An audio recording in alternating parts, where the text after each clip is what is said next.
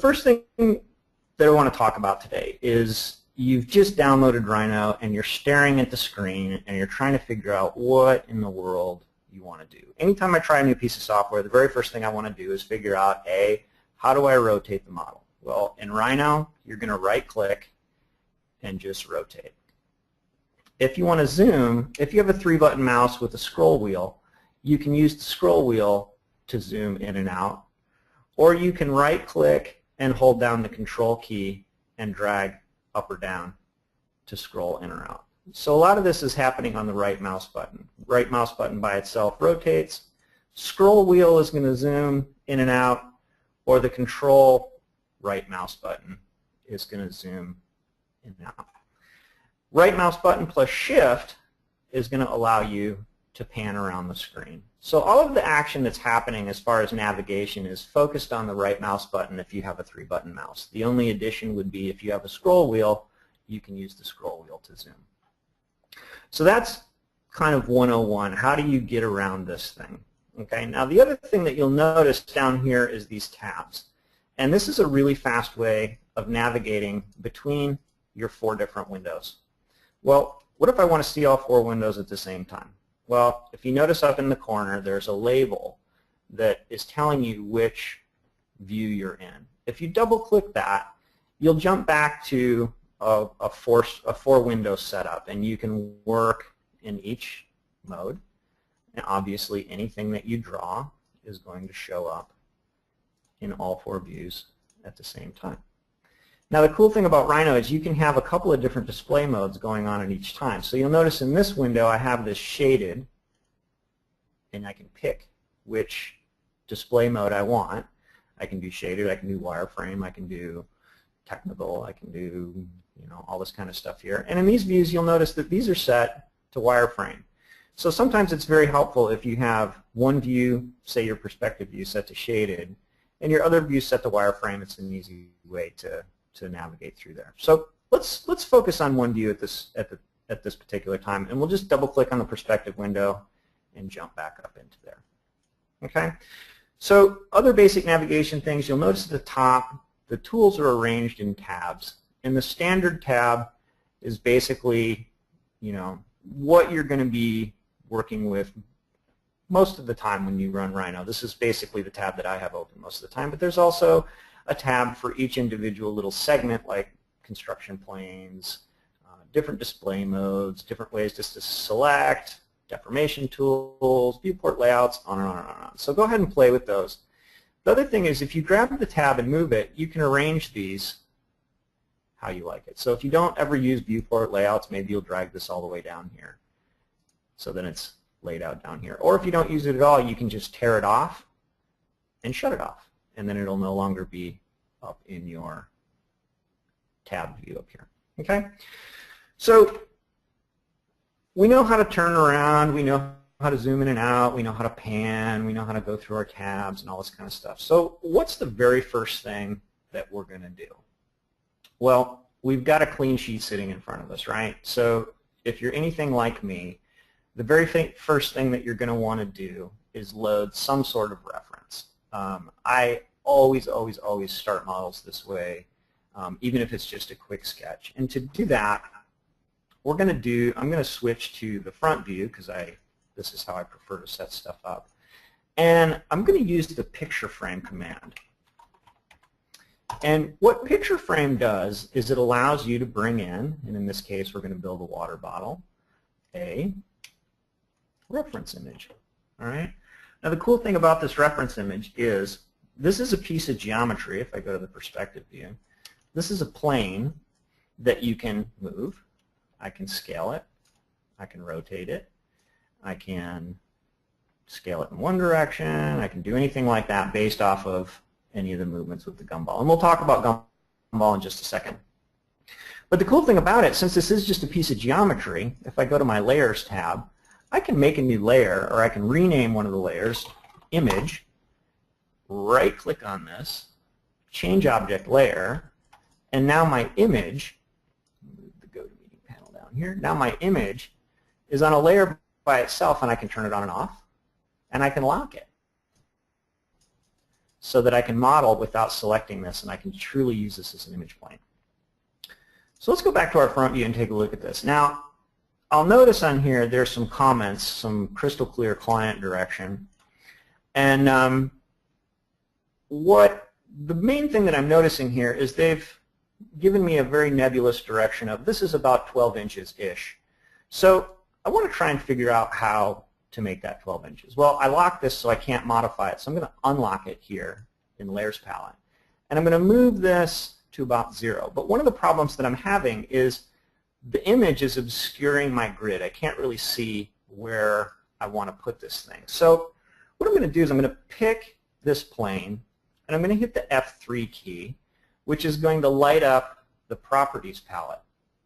And you'll notice in this tab, Properties tab I guess is actually the correct terminology, you'll notice that there's object properties, there's material properties, there's texture mapping, and there's decals. Well, the thing that I want to focus on right now is I can't see through this, so this is a materials issue. So I'm going to click on the materials button, and you'll notice that what Rhino's done when I imported this picture frame is it took a plane and automatically applied, in this case it was a JPEG image, to that plane, scaled it, and allowed me to drop it into Rhino's window. Well, if you notice down here, let me expand this a little bit so you can read them.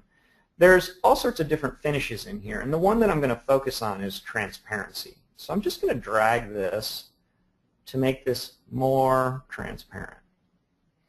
And once I get it to about where I want, I'm going to go back to my Layers tab, and I'm going to lock this. So now it's in my window, and I don't really like where the position of that is, so I'm going to unlock it, and I'm going to just use Gumball. I'm going to slide it kind of back in my modeling window and lock it. So let's go to the front view and see what we've got. All right, so maybe I'll move it over just a little bit so that it's kind of centered. So I'm going to lay this out kind of right about in there. And then the next thing I want to do is I want to figure out where 12 inches is. And the easiest way that I do that is I'll pick a regular polyline. I'm going to, the start of my polyline, this is one thing that I want you to get used to doing in Rhino, is actually looking at the command line, because the command line is going to offer you all sorts of things that are going to give you clues as to what you should do next. And in this case, the start of the polyline. Well, I want to start the polyline at 0, so I'm going to just type 0 and hit Enter. And the first part of the polyline is going to be snapped directly to the origin. Now, I know I want to get about 12 inches long, so I'm going to type 12 and hit Enter again. And now you'll notice that what Rhino's done is it's snapped a 12-unit long line. In this case, I'm working in inches, so I know I'm in inches. And I'm going to hold the Shift key to snap this straight, and then I'm going to just drag one more line over. So basically what I've done is I notice, okay, here's my origin. This is where I'm going to start, and this is where I'm going to end. So I'm going to pick this plane, and I'm going to run the scale command, and I'm going to start the origin point. I want it to be at 0, so I'm just going to type 0 and hit Enter. And I'm going to start right about here, holding the Shift key. I'm going to click, and I'm going to just drag till it snaps up to there. Now, the snaps, you'll notice, these are called O snaps down here. And what O snaps do is they give you the opportunity to snap to different pieces of geometry. And we'll talk more about this as we go forward, but I want to make you aware of what this is. While I'm modeling, I use the Disable key. And basically what that does is that allows me to model without O snaps until I need them. And the hotkey for the Disable and Enable is to hold down the Alt key when you're trying to snap to something. And I'll point that out as we go forward. But you can see now that we've basically moved this picture frame, we've scaled it, we've moved it to the origin so it's about where we want it to be, and we've made a 12-inch long line, and we've eyeballed this to line it up. So let's take a look at what this mythical client of ours is asking for. So our crystal clear client direction is to make a bottle just like this one, but not too much like this one. We want to do the details just like they have here, but different in a way that makes you feel fulfilled as an individual. The shape should indicate a higher state of being, but not in a pretentious way. You know, elegant, but not snobby. And they want it delivered yesterday, cost reduced $11 of manufacturing expense out of it, and they want us to have fun and put our special magic in it. Okay, they spent all their money on gas for the private jet, so they're going to pay us in March of next year. Also, we notice that there's a comment here that the magic goes here. So whatever that means, this is what we're starting to deal with. All right. So let's, with that client direction in mind, let's take a look at how we're going to go ahead and start to build this. So the first thing that we need to do is we need to start by drawing a curve. And you'll notice in the standard toolbar, in the default toolbar layout, that we have a bunch of different curve tools here. Now, if you fly these out, you'll notice in this little corner, you'll see a little triangle. And if you fly that out, there'll be a palette of different curves. And if you grab this by the title bar, you can actually drag it out and dock it. In this case, we're not going to do that. I'm just going to go ahead and pick the first one, which is a polyline. And I'm going to start at 0. We know that we're going to probably end up doing a revolved surface. So I'm going to start at 0. Just going to type 0 and hit enter. I'm going to hold down the shift key and I'm going to drag over. Now there's some distortion in this photograph, so obviously we're not going to build a roundy bottom because this thing won't stand up. So we're going to go ahead and just use the shift key and then let the shift key go. And then I'm going to hold down the shift key again because that constrains to vertical. And then I'm going to let shift key go. And then I'm going to hold down shift key again. And then I'm going to let it go. And then I'm going to take a look at the cap. And I'm going to need a little offset in here. So I'm going to shift key there. I'm going to keep the shift key down. And I'm going to go about there. Okay? So that's our curve. So let's take a look at that in perspective and see what we've got. All right. I don't need this 12-inch line anymore, so I'm going to just get rid of it. That was just to scale the drawing. So this is our curve. So let's take a look at what we've got here. All right. So we drew a curve, and now we need to do something with it. Well, if we go back to front view, maybe we've decided that we want to, as our direction says, we want to make a bottle just like this, but not too much like that. So let's go in and make a couple of design decisions. And in order to do that, I'm going to modify the curve a little bit. So I'm going to turn points on, and I'm going to do that by left-clicking on this button down here. And if you hover, you'll notice in Rhino there's a little tooltip that'll pop up, and it says left mouse button is points on, right mouse button is points off. So let's turn points on. And the way that you do that is to pick the curve, left-click on the button, and you'll get points on. Now I can go ahead and modify this, and in this case I'm using gumball, which is allowing me to move kind of predictably. And we'll talk more about gumball as we go forward. But gumball basically is able to be turned on here. You can turn it on or off. And what it allows you to do is the manipulator to allow you to navigate in 3D space. So let's play with this a little bit. Maybe I don't want that to be dead flat. Maybe I want it to have a little bit of an angle. And maybe this is supposed to be a little deeper. Maybe we'll pull that in just a hair. All right. So if we're happy with that, I can either right-click on points off, or I can just hit the escape key, and that will turn points off. So let's go ahead and build a surface. I'm going to go back to perspective view, and actually now I'm going to do this in front view. So let's pick our curve, and let's revolve it. A very simple operation. So I'm going to revolve by left-clicking on here, and again, notice the tooltips popping up. And start of the revolve axis. Well, I know it's at 0, so I can either type 0, or I can use my O snap by hitting the Alt key, which enables my O snaps.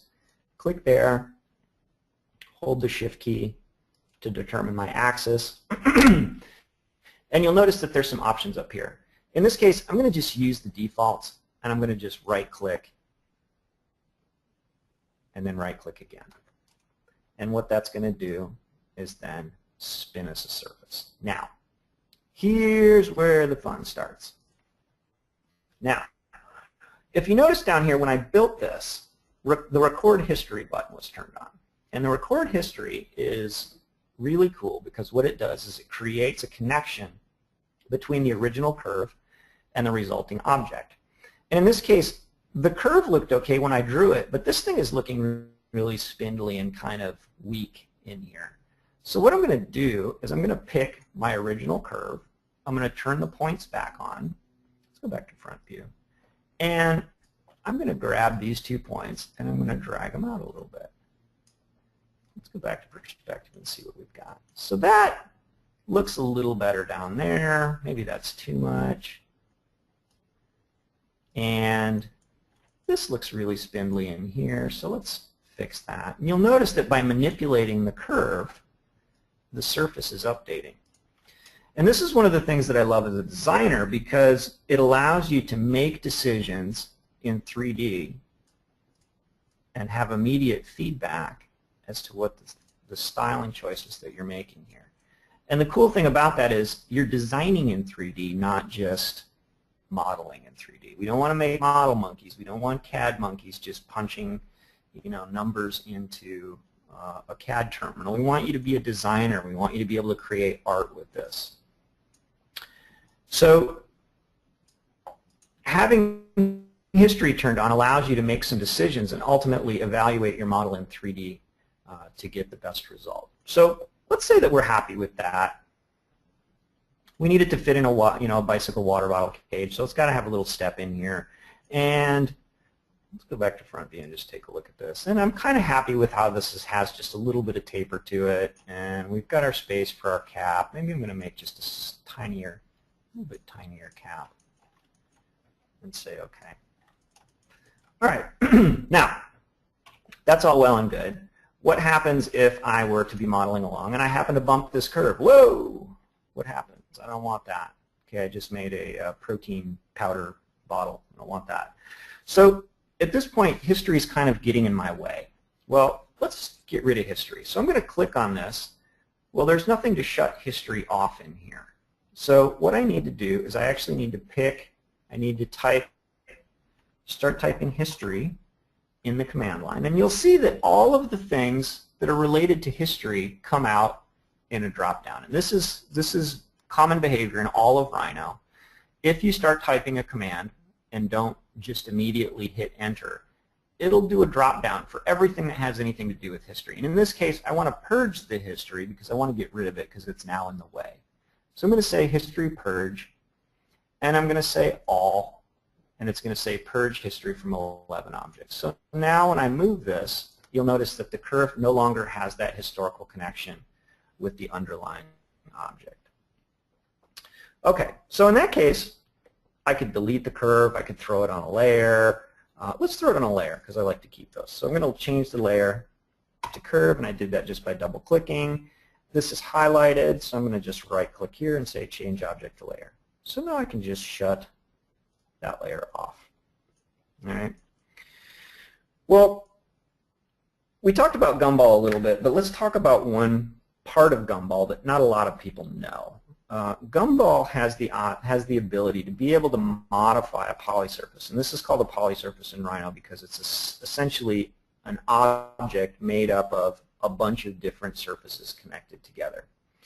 Well, I love the historical connection because I was able to make modifications to this bottle, and I just deleted my history, and obviously I could undo and get that back, but let's say for whatever reason I couldn't do that and I wanted to make some changes. Well, if I hold down Control and Shift, and let's say click on an edge, you'll notice that that edge lights up. Well, Gumball gives you the ability to be able to do what's called a sub-object selection, which allows you to go in and actually modify parts of the model, and the rest of the model will update. This is something that after I started using it, I will nerd fight anyone who tries to take it away from me because I use this all the time. So you can Control Shift on an edge, you can Control Shift on a surface, you can Control Shift on an object within this, and as you move it, you'll notice the rest of the model will update. So let's just make a little adjustment here like that. Okay?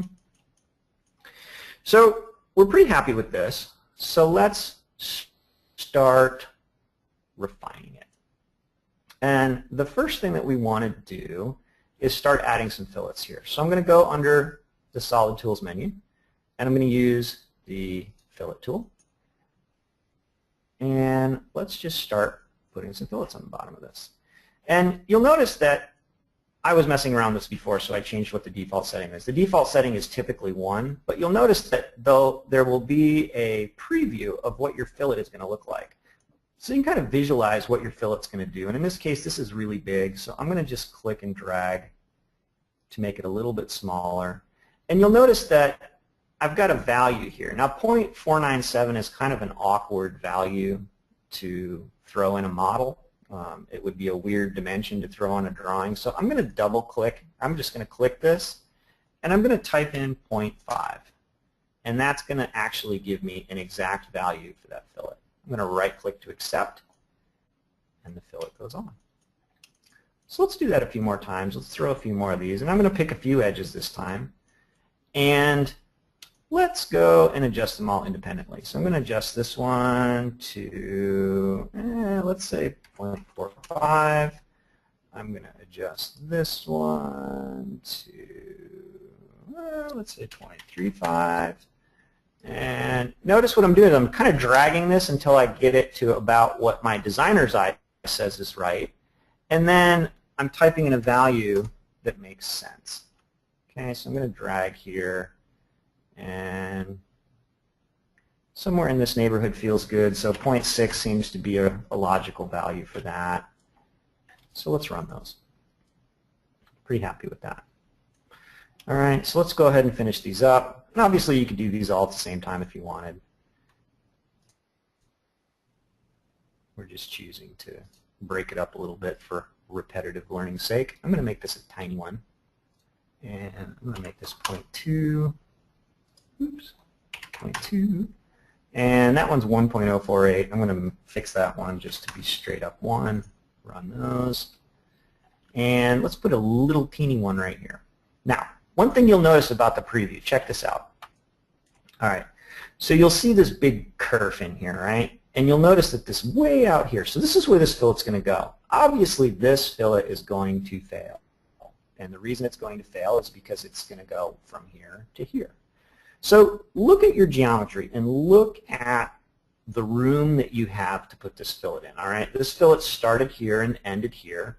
So this surface really only has this much space to work with. So if I drag this in till my preview is inside that surface, and it looks like, let's do 0.12. You'll notice now that this preview is now well within the confines of this particular surface. So that fillet's going to work. All right. If you're doing crazy large fillets and they're crossing and doing all sorts of stuff like that, you're obviously going to have a problem. So we've defined our volume, and let's use one of my favorite commands, which is cap. And cap, what it does, will evaluate your model and look for any planar surfaces and cap them. So now this is a solid volume. How do we know it's a solid volume? Because we're going to pick it. We're going to go here under the, what's this menu called, the Analyze Direction tool, and we're going to go down to Show Edges. Now, Show Edges brings up this little edge analysis toolbar, and I use this all the time. If this was a real tool, the paint would be worn off of it because I use it so much. Now, what it does is it evaluates your model, and it'll say, hey, there's 34 edges in this model. There's no naked edges. There's no manifold edges. That means this is watertight. This is watertight. There's no holes in it. There's no problems with it. This could go to CNC. This could go to rapid prototyping. You could send this to Pro Engineer. You could send this to SolidWorks, and it would come in as a solid volume. Okay? So we're going to refer to this a bunch of times. We're going to go through edge analysis several times to make sure that we do this. And when I'm doing complicated models, I actually will leave this open all the time so that I can continually evaluate my model and have immediate feedback as to whether or not there's any issue. All right, so our client has given us the direction of this is where the magic goes. So I'm assuming that that piece of direction means that there should be some sort of detailing in here. So let's look at adding some detail to this. And this is a trick that I use all the time. It's super simple. It allows you to get really great results. And it's really easy to do, which is one of my favorite things because I'm lazy. I'm going to take this, and then let's say I wanted to add a little scoop in here, and I want to mirror this. So I'm going to pick this curve. I'm going to go into the transformation palette, and I'm going to just mirror this. Now the start of the mirror plane obviously is at 0. I have copy set to yes. If you click this, it changes from yes to no. And I'm going to just move that up like that. So I've got a copy of the curve. These are both identical. And I'm going to use wire cut. And wire cut is really cool because what it allows you to do is to cut solid chunks out of a solid piece and not have to build all of the connecting surfaces that you would if you were typically doing a NURBS model. So let's run wire cut. I'm going to pick this. This is the cutting line. This is the object to cut. And I'm going to just run that through there. I'm going to do the same thing over here. And you'll see that what's happened is it's created 2 solid bits, right? If I pull these out of here. Not only has it cut the solid bit out, but it's also made the connecting surfaces on both sides. So this is still, if we look at all 3 of these, and we check for naked edges, there's no naked edges. So these are all watertight parts. Well, that's all well and good, but the trick part of this comes from, if I go to the front, and I use gumball while holding shift, I can pick any of the scale manipulators, and I can scale these guys down a little bit. Now what I'm doing is I'm getting my offset. See that? So I've sunk these in to the surface a little bit, but if you'll notice, they're not overlapping. That's not cool. That's not going to do what I want it to do. So I'm going to go back to here. Now without using shift, I'm going to just stretch these up a little bit. So now they're completely intersecting. Let me hide these, get rid of these curves. So these are completely intersecting. So if I shade this, you'll see that they're intersecting. The reason that I'm doing that is because now I can use a Boolean union by picking all of these parts and Booleaning them together. All right? So when I run this, you'll notice that if I wireframe this, that it's assembled all these pieces, gotten rid of all the unnecessary stuff, and given us a little magic as the client has requested. All right? Well, that's great, but it's a solid chunk now. And this is where you need to make a decision, understanding where your model is going to go. Are you the last set of hands that's going to touch this model? Are you the guy that's sending it to the CNC?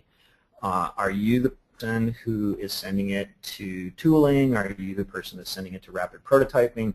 If so, then you get to make different decisions. Are you sending this to an engineer? Well, if you're sending this to an engineer, chances are this is as far as you need to go, because if you're sending this to an engineer, they will most likely want to do their own shelling. All right, if you're sending it to SolidWorks, you're sending it to Pro-E, they will most likely want to do their own shelling. So you're done. This is where you would go. But let's say you're not. Let's say if you're like me, you're running a consultancy, and you're the one that's responsible for getting this where it needs to go. So I need to create some wall thickness here.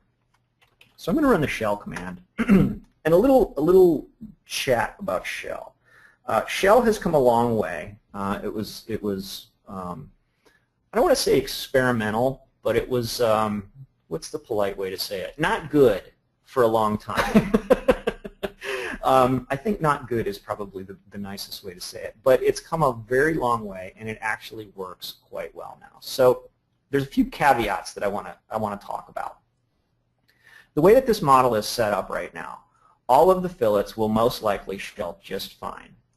This detail right here, you'll notice that I have not put fillets on, all right? And there's a reason for that, because these fillets are very small, and if I put a very small fillet on here and shell this, it's going to create an offset, which will most likely cause a bow tie situation.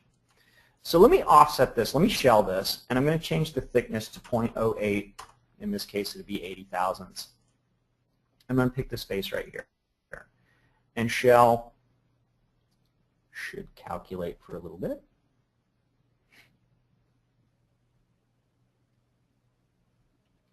And let's check it. So we have no naked edges, no non-manifold edges. So it's created the wall thickness in here. If we go into wireframe, you'll notice that it's created the wall thickness in here. Now, let's talk about these edges again. So the reason that I didn't fillet those edges is because Since this was small, I would have had a very small fillet on here. When this offset this way and this offsets this way, it would have turned that fillet inside out, possibly causing shell to fail. That's a very common scenario for why shell would fail. So I left that unfilleted because it's much easier for shell to do a straight offset without fillets than it is for it to do an offset with fillets. So now, since the shell has finished successfully, let's go ahead and put our fillets back. So I'm going to just pick both of these. And in this case, they're set to 0.89, and you'll notice right off the bat, this is going to fail because they're overlapping. So I'm going to bring this down to about there, and I'm going to bring this one down to about here. So now I'm not overlapping anymore, and let's put some reasonable values in here, 0.15, and we'll just make them both 0.15. That seems to make sense. Let's run it, and let's run on the inside as well. Let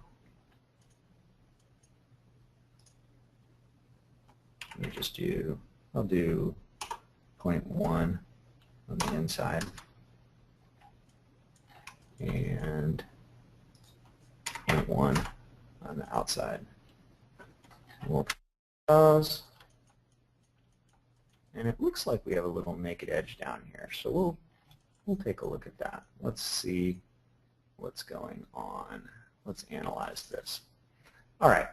So it says there's 148 edges total, but there's 4 naked edges, which means that this is no longer watertight. So I need to back out of this. And let's take a look at this and make sure that that all worked, and it did. So let's run fillet again and just make sure. Let's try one at a time. Use a little smaller version. And for some reason, that's creating a little problem right there. So let's just go forward and we'll address that once we get the other stuff in. So that one worked, that one didn't. And 2.1 there. That one had a problem. This one didn't, I'm assuming. So that one worked. All right, so we've got a little issue there, and we'll deal with that in just a second. But let's take a look at the other side. Let's run these. So we're going to run all of this, and I'm going to pick all of these at this time and show you a cool trick. Notice that once I've picked all my edges and right-click to accept, there's a Set All button in here. I'm going to click Set All, and I'm going to set them all at the same time to 0.1 and let them run. So let's check our naked edges. So this worked, and this didn't. We could spend all of our time scratching our heads trying to figure out why that is, or we could use the trick that I always use, which is to draw a line through the model, pick it, run the trim tool, trim that side off, mirror it like we did before,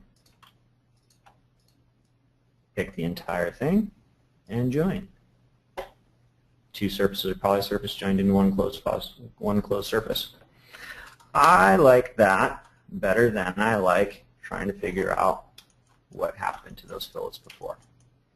All right, so now we're back to having a closed. Let's take a look at that. No naked edges, no manifolds. We're good to go. We've got our water bottle. So let's shade that and take a look at what we've got. So we're pretty good to go. The only thing that we need to do still is we need to build a cap. And there's a couple of cool tricks that we can do with this. One of them is getting a surface off of an existing surface. So watch this. If we Control-Shift click this edge, okay, and I'm just going to Control-Shift click all of these edges. If I click and hold, and then click and hold Control, I can drag a new surface right off of the existing one. See that? Not only do I know that that surface is correct because it came right off of this, but it's also placed correctly, and I dragged it up just a little higher than I needed it to be. So I'm going to hit join and cap. Now, I'm going to scale this up just a hair because I need a little bit of clearance. And let's take a look at our reference image. All right, so I'm feeling pretty good about that. Maybe I'm going to make it just a little bigger, and I'm going to shift drag on the gumball scaler to get something like that. Now, there's a little tab here, and there's a little detail and a few other things. So let's look at how to do that. So in this case, I'm going to hide the bottle because I just want to work on the cap. And let's look at another tool called Extract Surface. This is a poly surface right now, so I can't really do much with it. So I'm going to right-click on the explode icon, and I'm going to extract a surface. And in this case, I want it to copy. So I'm going to pick this one, and then I'm going to scale it up just a hair. See this? See what I'm doing? I'm making stuff off of other stuff so that I don't have to draw stuff from scratch because I'm really lazy. Okay? Not only is it positioned in space, but I don't have to draw a curve and then make a plane and then extrude stuff. I can just extract, click Control, drag, and I get a little detail. Okay? So let's Boolean these two together and take a look at what we've got. Now, one thing that you'll notice that came out of this Boolean is if I do a subobject selection, you'll notice there's a surface there and there's a surface there. That might not necessarily be what I want. So now instead of extracting the surface and copying, I'm going to extract the surface and not copy and then delete it. Run cap again, and now I have a clean surface there. Okay. So let's say instead of having in our reference, this looks like it's like a flip top, but I hate these little tabby things. So let's say that this is going to be screw top. All right. So let's make a little knurl detail on here and take a look at that. And I'll show you a trick that I like to do with Booleans to do this kind of stuff. So I'm going to make just a cube, and I'm going to use OSnap to land the center of it right about there. I'm going to drag it here, and I'm just going to add an arbitrary value like 1/4 of an inch. And then I'm going to move this so that it's not only inset, but scaled so that it fits kind of completely within here. Now, notice I'm avoiding this lip down here, and there's a reason for that. So let me shade this and go to perspective view. So this is what I've got. Now, if I were to make this knurl like this, it would have a flat, and I don't really want it to be flat. I want it to be curved. So what I'm going to do is I'm actually going to use the Boolean split. And this is the object that I'm going to split. So I'm going to right-click to accept that. And this is the object that I'm going to use to split it. Now I'm going to delete this part, and you'll notice that I get a little knurly with a curve that matches the surface.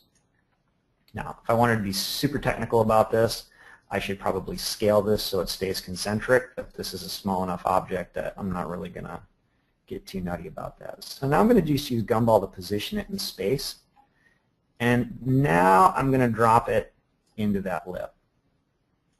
Okay, so I built it above the lip, and then I dropped it into the lip afterwards because I didn't want to have that Boolean split put the lip in there because that would have caused a problem. So let's take a look at this and figure out what we're going to do with it. So let's go to top view. And I'm using hotkeys, which is bad for beginners webinar, but if you want to go to another way to go to your views is to right click on your window icon, and then you can set the views up here. Okay. So let's array this. Let's make more of these. So we're going to go to transform array polar. The center of the polar array, I'm going to use my O snaps, and I'm going to light it up by holding the Alt key, and I'm going to find my center. Number of items, let's start with like, I don't know, 15. And run it. Now you'll notice if you look in here, these are overlapping. So 15 is too many. So I'm going to change this to 12. and now I've got a little bit of space in there. So now I'm going to accept that by right-clicking and go back to perspective view, and you'll notice that it's arrayed around there. Now, history was on. The cool thing about this is whatever I do to the original gen object is going to translate through the rest of the array. So say, for instance, this is too big. I can shrink this. All of them are going to shrink. Now I'm going to move it down. All of them are going to move down. Let's say I move it this way. All of them are going to move it that way. All right? So as long as you maintain that historical connection, anything you do here is going to work out with the rest of these. So let's go ahead and Boolean all of this stuff together. Let's just mash it all together. So we're going to pick everything and hit Boolean union. It's going to go ahead and run that. And let's look and see what else we need to do to this. So let's bring our model back. So I'm going to write show and the command line, and I'm going to go to my print view. And we need to build this little pop-up here with the little nubby thing. And for this particular exercise, I'm going to assume that this is a concept model, not necessarily a manufacturing model. So the idea is to get something that I can show the client for them to look at. So let's build a little piece in here. I'm going to use the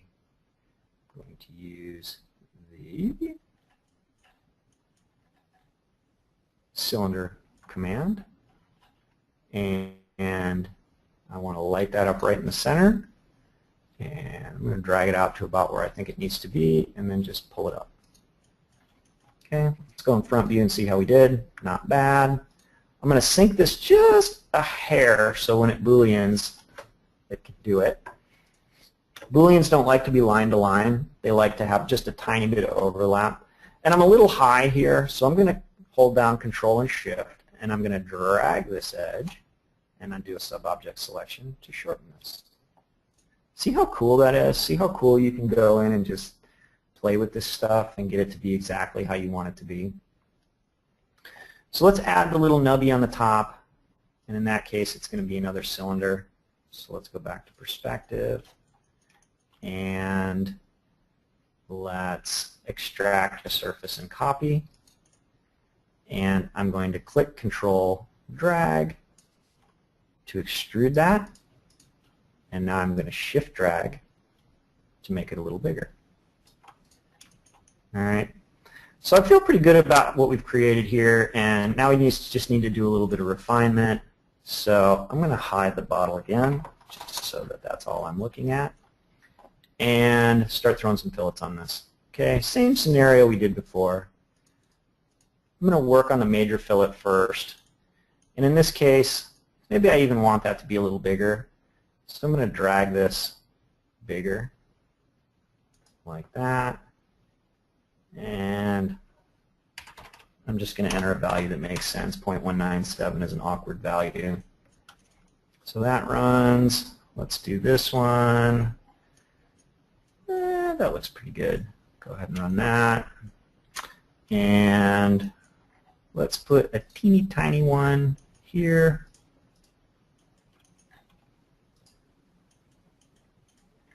Now, let's take a look at our preview. All right, that's way too big. See, it's overlapping like that, so we're going to drag it down something like 0.015, and we'll do the same thing down here.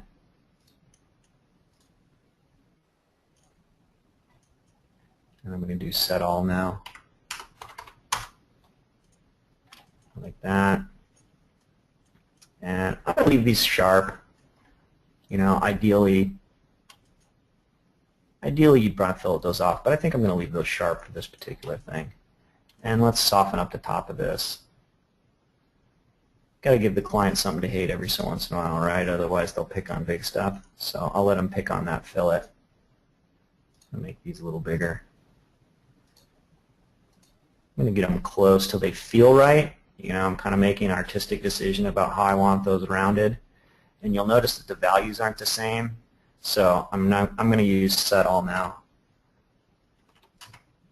so that they're both the same, and then accept it, and that softens that up. So let's bring our bottle back using the show command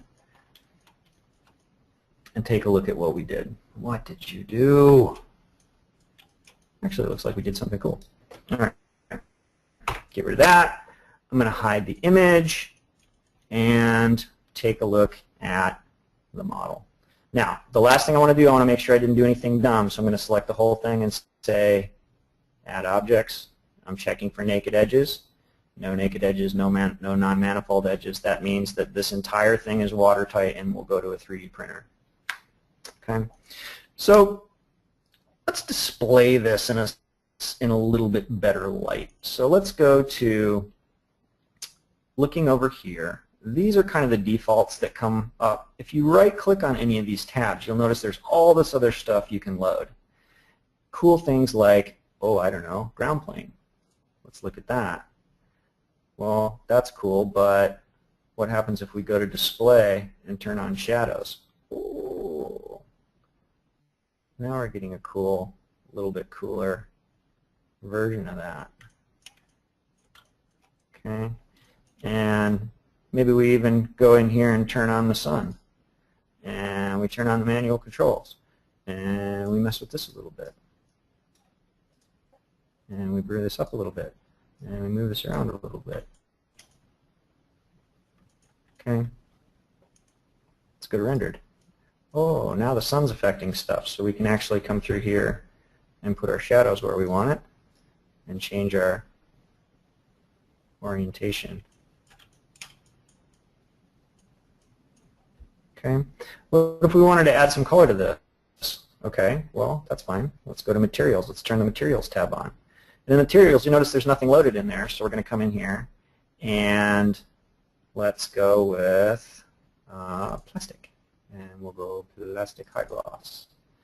And we're going to just drag and drop that on there and change the color. Let's make it red. You'll notice that we're starting to get some shiny going on there. Let's make a new one. Plastic high gloss. I have Brazil installed here, by the way, which is a rendering engine. Anybody who's done the download, chances are will not have Brazil. So when you go to yours and look at it, you don't be like, why don't I have Brazil? All right. So now we're getting something that looks very render-tastical. All right. The last thing that you can do is if you go to the Display tab here, you'll notice that there's a bunch of different stuff you can do, like, I don't know, shut off surface edges. So now it looks very much more rendery, or maybe you like surface edges on, so that you get a little bit more of a technical view there.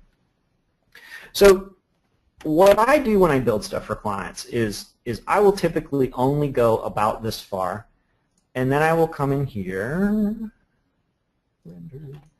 and do some screenshots, which you can do up here. Capture viewport to file, capture viewport to file, or capture viewport to clipboard. And so what I'll do is I'll capture the viewport typically to the clipboard.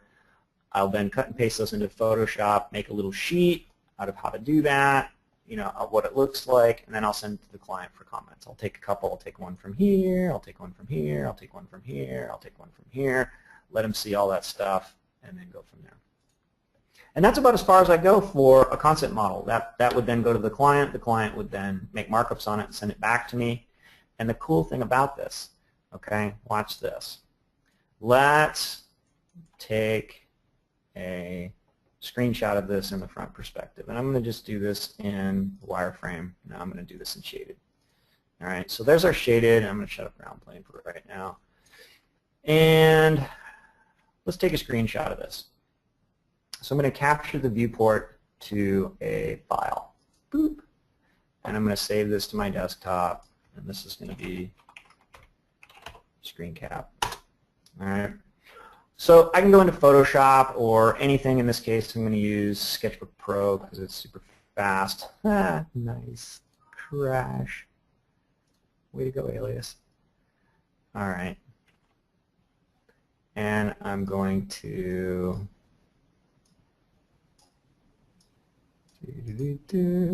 edit. Let's open this file. Open screen cap. and I'm going to do a little markup on this. All right, so let's say I'm the client, and I got this thing, and I got this up here, and we're going to do it in red, and we're going to say, I want this to be more like this, and I want this to be, because I'm a client, and I have terrible taste, so I'm going to move this over here, and then I want this to be like this, and I want this to have bunny ears. All right, and then I save this, and this is my comments from my client. So I'm going to save this as desktop. JPEG. Comments. Okay. Now, when I go back into Rhino, the client sent me these comments. How am I going to bring those comments in so I can work on them? Say it with me. Picture frame. I'm going to find my comments. I'm going to lay these down right in the window. I'm going to line them up exactly. Go to wireframe. I'm going to line these up exactly with my model. I'm going to scale these up a little bit. And I've got an exact representation of what my client wanted. And then I can use this as a modeling guide just like we did from the very beginning. So this is what I do every day. This is literally my workflow. I work with all of my clients like this, and most of them are super, super reasonable, even though I've had some fun at their expense with this webinar here in their comments. But the idea of starting with reference, sending it to the client, having them mark it up, bring it back in with picture frame, and then model right on top of this. You know, that's the workflow. That's how you do this, and that's how you can kind of get over this clean sheet syndrome, because you know, once you have a guide in there and you know what you're aiming for, then that puts you in a position where you can start modeling confidently. So that's pretty much what I've got for you today. I don't want to get too crazy with this because it's a beginning webinar, and I don't want to overwhelm anybody. But we're ideally going to be doing a lot of this kind of stuff. We're going to be doing more beginner type webinars. We're going to start doing some Mac-based webinars for Rhino Mac and things like this. So hopefully this is helpful. Hopefully this is something that you've learned something. Hopefully it's given you the confidence to lay down that first curve and start modeling something. Hopefully I've given you a few little techniques in here that you can use to take that first step and get started with Rhino. So that's the end of what I have to show you. I think I even did pretty good as far as keeping to my time.